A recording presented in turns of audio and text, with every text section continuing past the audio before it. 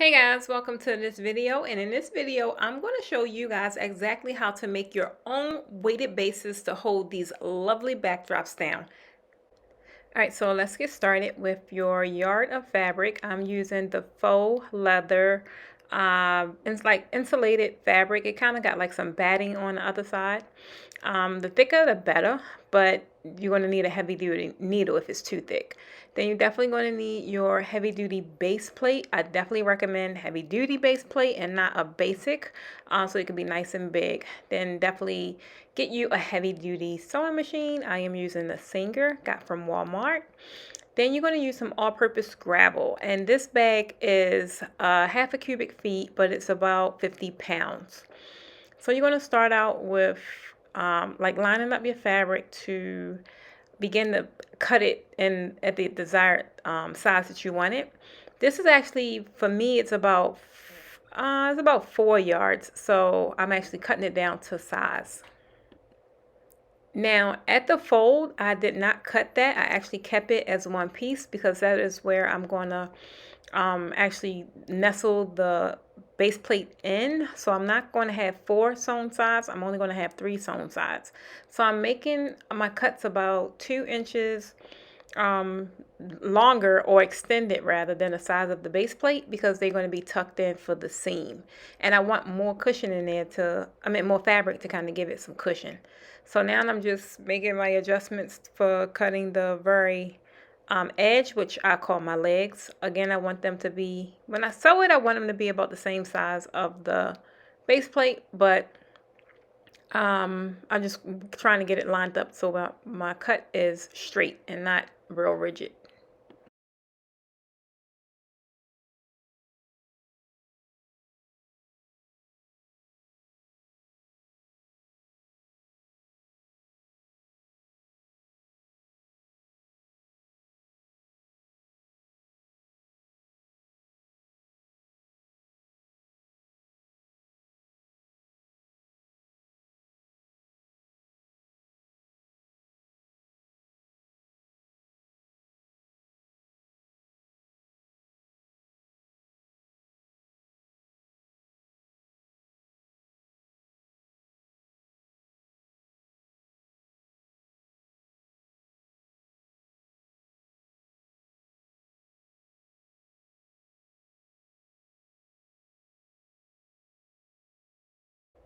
Okay, so now that I've cut that, as you can see, the one side is really long. The inside is the batting on the fabric that gives it that extra cushion so that the gravel won't really penetrate the fabric real easily. So now again, I only have 3 open sides. The bottom is actually closed. I'm just lining it up to make sure that there is enough fabric that will secure the entire weighted base. And now you're going to get prepared to cut out the middle so that you can have your opening and it's shaped just like the base plate is. You want to make sure that you're going to cut away enough so you can have an actual opening where your pen is going to be. You don't want this to be closed in. So I'm just going to keep cutting in the middle of the fabric. And then you want to also make sure that you are cognizant of your pen. So make sure you cut below that area so that you're making space for your weighted base to go around your pen. So then you're going to cut just 2 slits on each side, so you're going to kind of sew in a round pattern right there so that you can have a rounded area so it goes around, fits snug around your pen.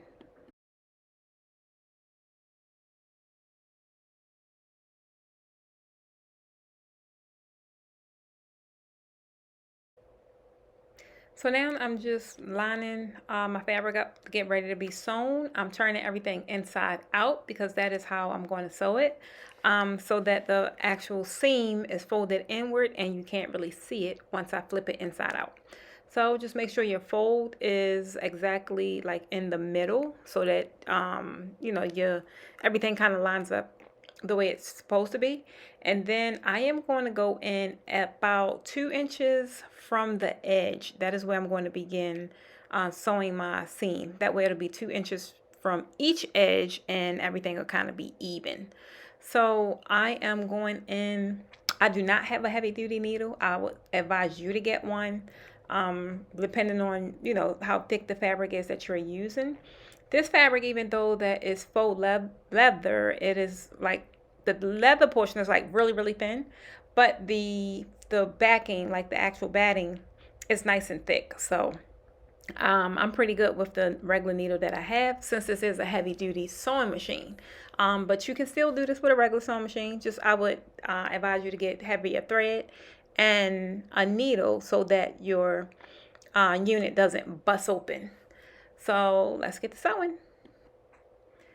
So I am no seamstress, guys, but y'all know we get the job done when it comes to sewing out fabric and sewing things that we need to do in our business. So with this being the gravel as heavy as it is, I am going to not only do a double stitch like on the edge, but I'm going to do double stitching throughout while I'm sewing, right? So I'm gonna go forward and then go in reverse, not only as I begin, but also maybe about every like 2 inches in width. Like every time I get to 2 inches, I'll go and do a double stitch, just to provide a more durable stitch. So I'm just gonna go around the entire perimeter of this weighted base, but at the end, I am going to leave an opening on one of my flaps. I'll show you just what I'm talking about.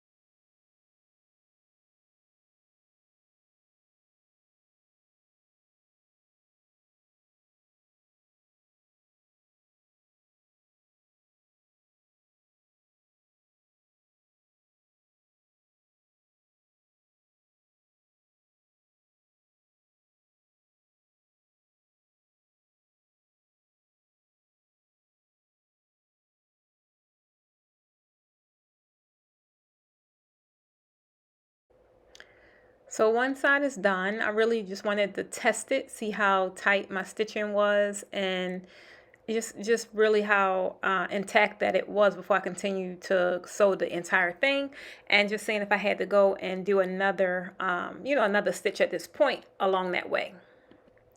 Okay, now it's just time to continue sewing. So now I'm going to just flip the fabric around while it's still on the machine.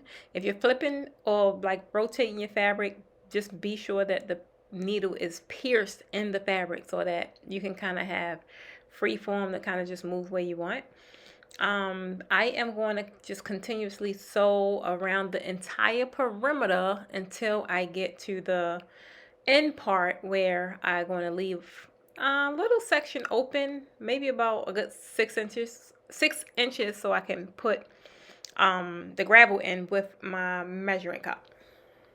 So just going to continuously sew around the perimeter, but this is where I'm in the groove where it turns into like the circle where you're going to go around your actual pin.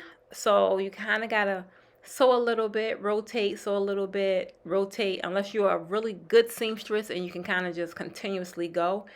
That is not me, so I definitely got to take my time. Sew a little bit, rotate, sew a little bit, rotate. But it came out really neat, like just following the circle pattern. And then I'm just going to go and finish this last stitch all the way to the top of, my cutoff point. And then I'm going to stop. Okay, so now I am pretty much showing the final edge, which was the opposite edge along the length. I'm not a seamstress, so I may be saying these terms wrong, but I'm going to sew along the one final edge, and then I am going to go all the way to my marking, which is how long that I want the weighted base to be. And then I'm going to go ahead and rotate my fabric so that I can go along the width of it, but I'm only going about halfway because I want to make sure my opening is wide enough.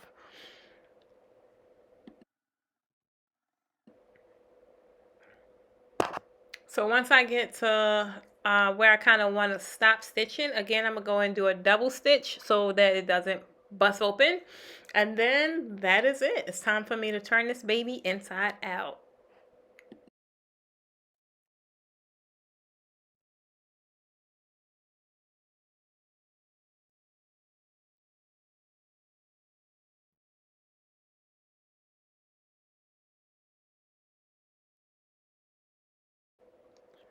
And now I'm just going to pull my fabric through, like continuously just pull through, even going all the way around to the other side till all of it is inside out. And actually on, well, the right side is supposed to be on, if that makes sense. So I can start filling it with the gravel. Now, you don't want to really pull it too rough because you don't want to bust any of your stitches, but you should be pretty good to go if you did double stitching like I did. Just continuously pull it out. Make sure you get your corners, pluck them out with a needle. I normally like poke it with my scissors or get a needle so it could be nice and sharp. All right, so in this part, I am actually just taking like a measuring cup and scooping out the gravel to fill up the bag. So I left like one section of it clearly unsewn so that I can have, since this is like a big measuring cup, have a nice open mouth to actually fill it up with. But it's totally up to you on how much space you want to leave open for you to kind of sew, because it won't be packed to capacity where you won't be able to run it through your machine. So I'm just filling it all the way up to pretty much emptying this entire bag.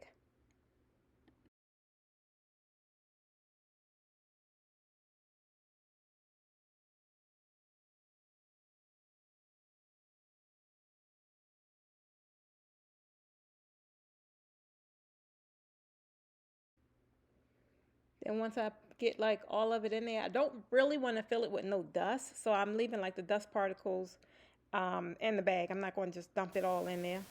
Now I'm just going to clean up my area a little bit so I can get my sewing machine and start sewing the inseam so it can be actually closed.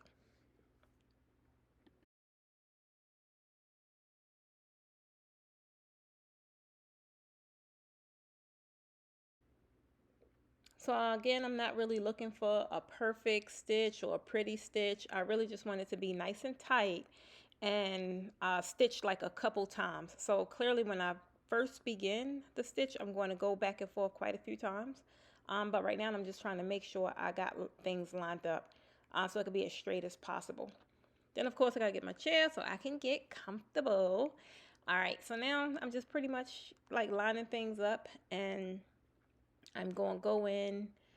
This is like a standard needle, but like I would definitely advise you guys to use a heavy duty needle if possible, depending on what the actual fabric you're using. So, but this worked out pretty fine, mainly because it had a lot of like cushion inside the fabric. So I'm just going in and getting it a good stitch straight down. I'm going to put it in reverse quite a few times so that it could go back and forth and give me double stitch.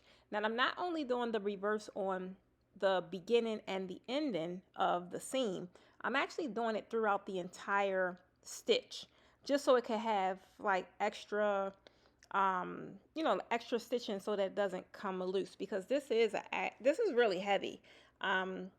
So just give it, a couple back and forths as much as you want to, as much as going to, make you feel like that it's secure. I went back and forth quite a few times on mine.